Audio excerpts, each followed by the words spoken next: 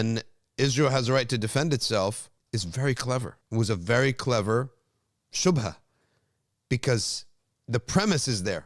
And what Iblis does is he sneaks in a premise, okay? And he covers it with emotion. The snuck premise is that you're the victim because only a victim defends himself. And the emotion there is that, hey, I'm attacked.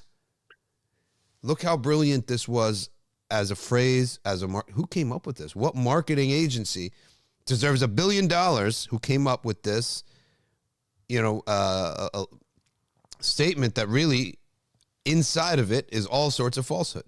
Yes, everyone has a right to defend themselves. No one's going to say anything bad about that, but you can't defend yourself, logically cannot defend yourself when you're an aggressor, right? So that's where the snuck premise is. So talk to us a little bit about the use of the tools that you've been working on dealing with atheists as they transfer over now to a real-time human conflict and all the misrepresentation, misinformation you've been seeing out there, false arguments that you've been seeing out there. Because I have others. We'll talk about another one, inshallah. But I want to hear from you first. So with regards to the horrific situation that's happening at the moment, when people articulate a statement or a phrase, you should always understand that every statement, every phrase has its own presuppositions or assumptions.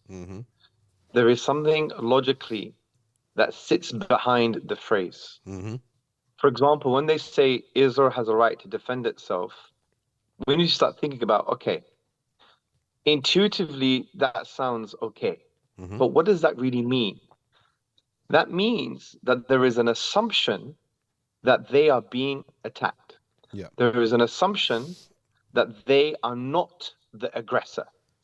There is an assumption that they have articulated this phrase and they're assuming that something has just started.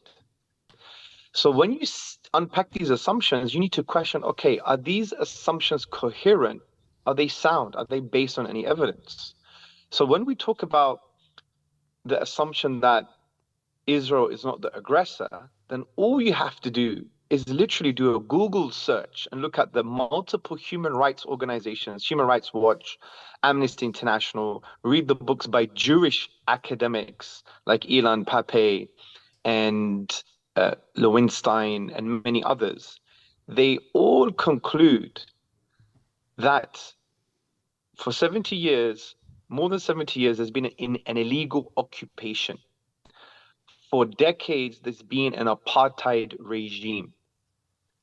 For decades, there was ethnic cleansing. When you look into, for example, the Nakba, you see that there are around, I think, 600 villages that were burnt to the ground. The wells were poisoned, so people can't return. Over around 750,000 Palestinians were actually ethnically cleansed with no right to return. When you start looking at various UN reports, you would see that these refugees have a legal right to return.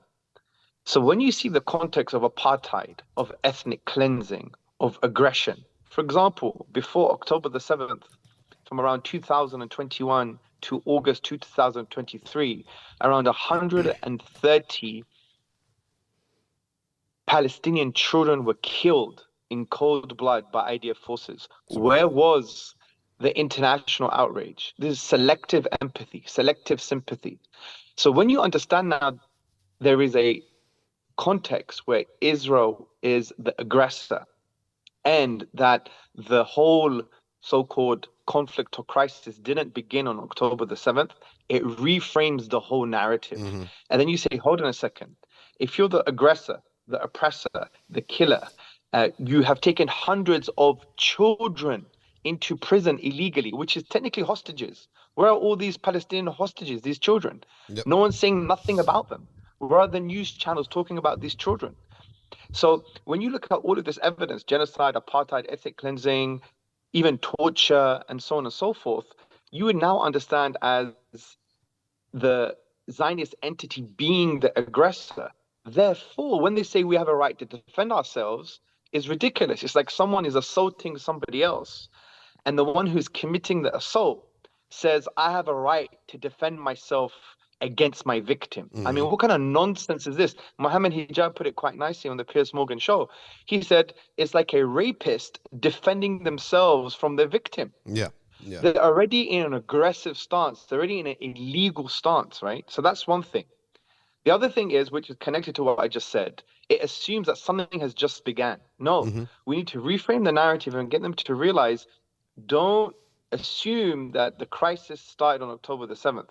We've had 7 decades of illegal occupation, decades of apartheid, decades of killing, hundreds of children killed, even one would argue even a whole decade of bombing, right? Every couple of years, Gaza has been, literally carpet bombed. You have even Arab Israeli citizens being treated like third-class citizens. You have Palestinians being treated, worse than animals. So from this perspective, we see that there has been an ongoing aggression going on, okay? So what we've just done is we've reframed the narrative by saying, well, hold on a second. Your statement assumes that you are not the aggressor, that you're the victim. But in the grand cosmic scheme of things on this issue, you are actually the oppressor. You are tyrannical. You are a terrorist state. You're an apartheid state. And it reframes the whole narrative. And we say it didn't just start on October the 7th. So all you need to do is listen to a statement and understand, what does that statement assume? You unpack 1, 2, 3 assumptions, and then you question, are those assumptions sound? Do they have evidence for them? Are they coherent? Do they logically make sense? And then you look for any evidence for or against. And in this case, there's an overwhelming evidence against the false assumptions of the false statement of Israel has a right to defend itself. Yeah. So this is a very, very important way of dealing with things. Every time someone makes a statement, a presupposition, or an assertion, understand there are assumptions behind that. You unpack what those assumptions are. You question if they have any justification, any evidence, and you question whether if they're logically coherent. And then once you unpack that, then you're able to basically respond in a particular way.